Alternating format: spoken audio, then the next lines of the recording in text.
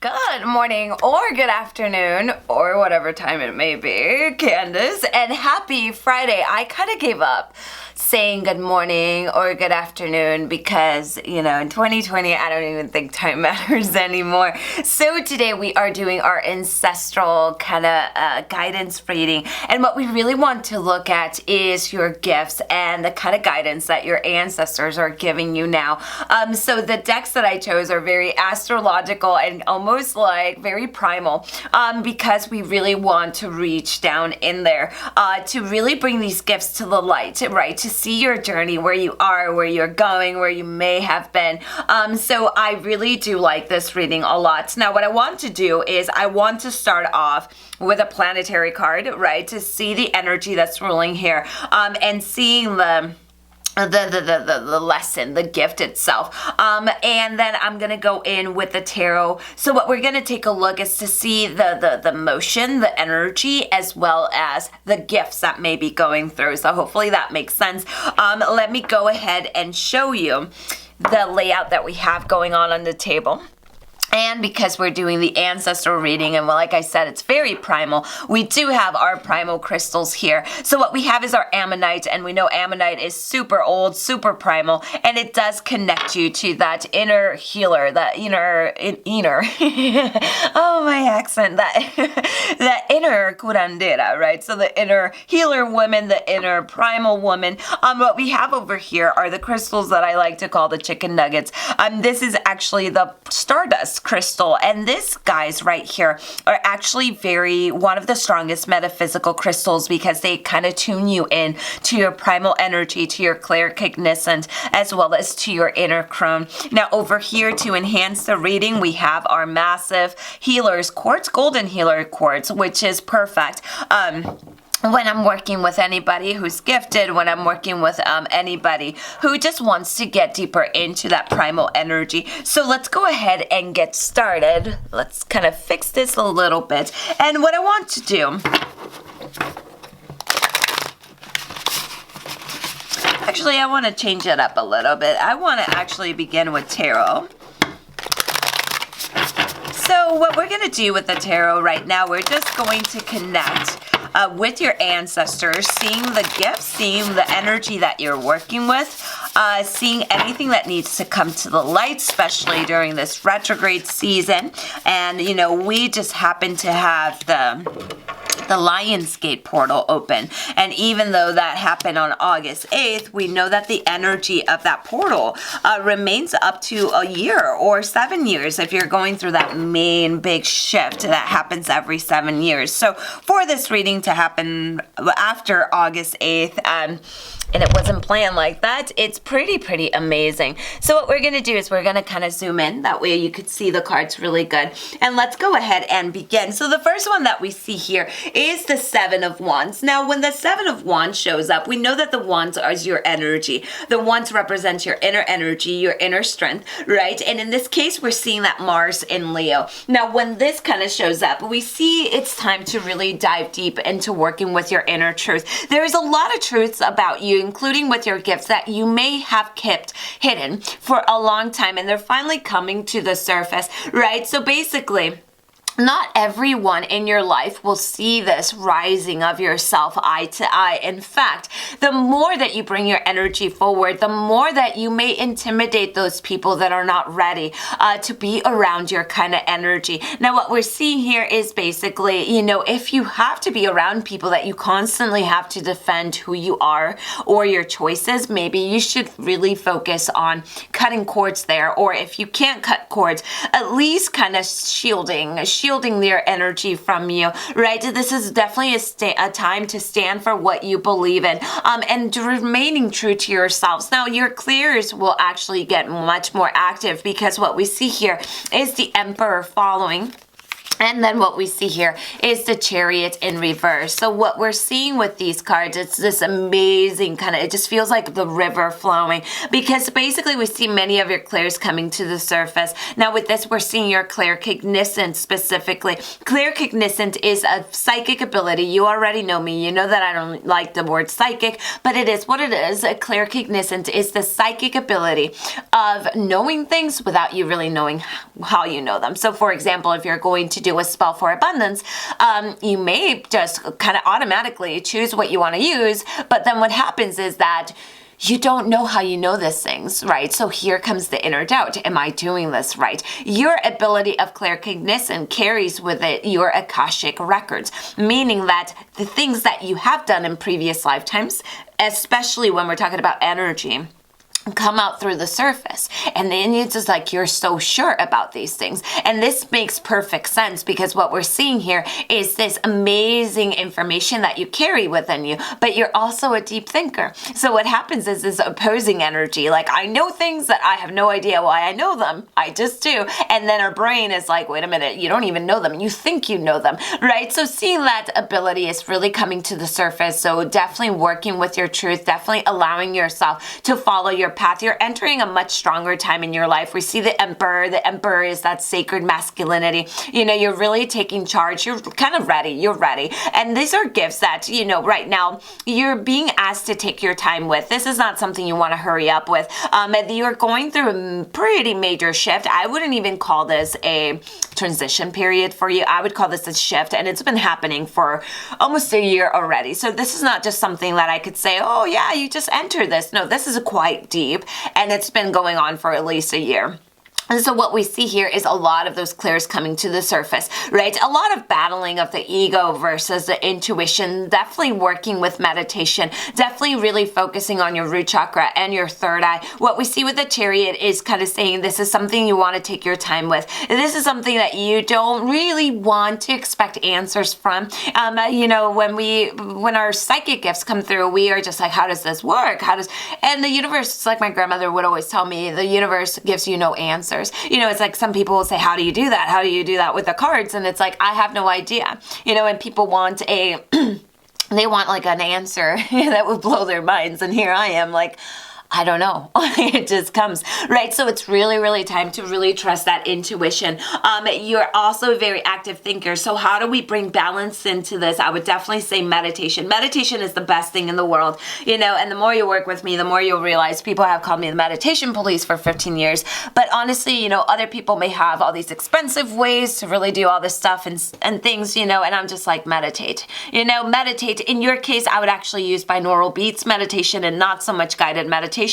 Because your gifts are already in the surface. When we see the Five of Cups in reverse, we see that your gifts have come with you from lifetimes. So this is definitely not the first time that you're gifted. You know, a lot of people say, I'm in my beginner, and I kind of fix that instantly. I tell people, you're not in the beginning of anything, you're remembering. You know, there's a big difference when we say, I'm beginning my path, you know, and I've worked with people for so long, it's like, you're not beginning your path, you're remembering. There's a big difference there. Now, when we see the Five of Cups, you know, this major shift that you've been in has caused a lot of suffering, intense emotions. There's a lot of intense emotions there. Deep wounds have been coming to the surface, especially lately. We have Uranus, we have Pluto on retrograde, right? And this may bring some sorrow. And basically what you're experiencing, even though it's sorrow and pain and loss, you know, in energy work, we don't call any of these things bad. We call them neutral. So you're actually experiencing the beauty of healing. Now, this is a kind of healing that I don't know if you've been working with your shadow or not, but it also happens automatically. And it happens when we're going through a major shift, right? So I believe this is what they're telling you. Slow down a little bit. You don't have to have it figured out. Just go with the flow,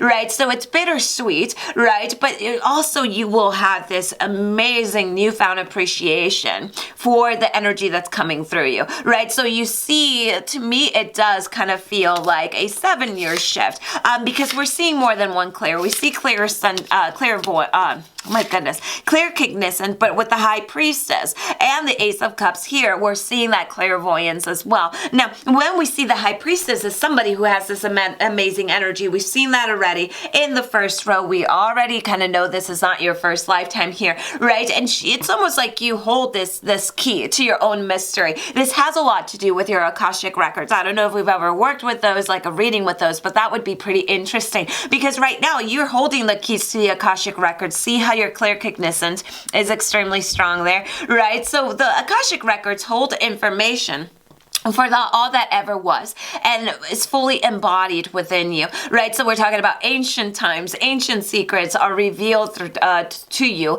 maybe through your dreams, right?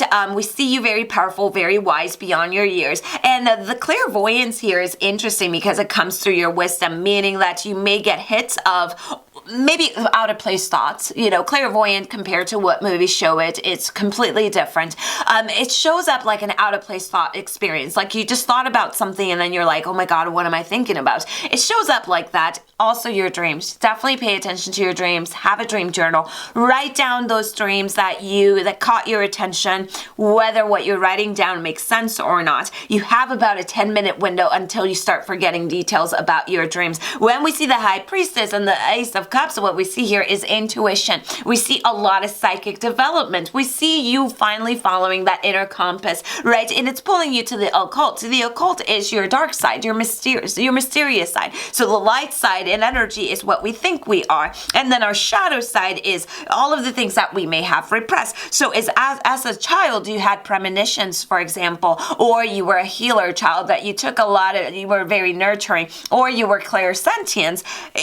We repressed that. We kind of put it inside. We're like, oh, I want to be like my friends, right? So all of that is coming to the surface now. So basically you have this amazing ability and to see beyond the surface, as well as seeing the bigger picture, right? This is all based on your third eye, and this is all about your receptivity and your insight. When we see the Ace of Cups in reverse, this is a lot of emotions. This may feel overwhelming to you, just hands down overwhelming, because the gifts that we're seeing are actually pretty rare in the clear department. We have clear cognizance and we have clairvoyance. We may hear a lot of people say, I'm a clairvoyant, I'm this, I'm that, but the truth is it's not that common, right? So seeing this and all of these coming to the surface, this is why probably the last year for you has felt, extremely overwhelming. Like you may have moments that you're just like, oh my gosh, I'm done, right? And that puts you in the road of enlightenment, right? Because enlightenment is kind of like what I tell people, it's not a pretty road. There's a lot of work there, right? So when we move on to that next one and we see the Seven of Swords, what we see with this is the moon in Aquarius in this particular energy. So basically, you don't want to avoid right now what makes you uncomfortable or unsettling to think about, okay? So there's this potential to keep hidden what would better be revealed. You want to face this energy head on because this is going to bring you more empowerment, right? And this is going to make you stronger. So what you want to start doing now is taking your power back versus the temptation to blame the world, right? So if this person's making me uncomfortable, I'm going to blame them. No, I'm going to go within and see what am I sensing about this person, right? And this goes with your clairsentience beautifully because clairsentience, a lot of times you will meet someone that your friends are dying for you to meet, and you finally meet that person, you're crossing your arms and you're like, oh my God, I just don't like them. But instantly, instead of going with that gut instinct, you're thinking to yourself, I'm being judgmental, I'm gonna give them a chance. And guess what? A few months later, when their mask falls and their little game falls through, you see their true colors, and now you're saying, oh, I should have listened to my gut. And I'm pretty sure that's happened to you before. So what you want to do is take your power back. Your power should come from within you. There's a lot of vulnerability. There's a lot of fear going on, and that's part of your inner healing, right? So working with the shadow is, I would say, working with the shadow in meditation is what I'm seeing right now. Now, when we move on to the next one, we're seeing that beautiful Knight of Cups. There's a lot of emotions involved there, which makes sense because you're in that deep healing stage. Now, when the Knight of Cups shows through, it's the energy of both air and water, right? So there's a lot of sensitivity. You may be like reading energy left and right, holding on to energy left and right. So definitely doing a good cleanse for yourself, cleansing your own energy. I could send you a little video on how to do that. And there's a lot of visions happening. So you see how the Knight of Cups is very in tune with that clairvoyant awakening. So pay attention to those visions,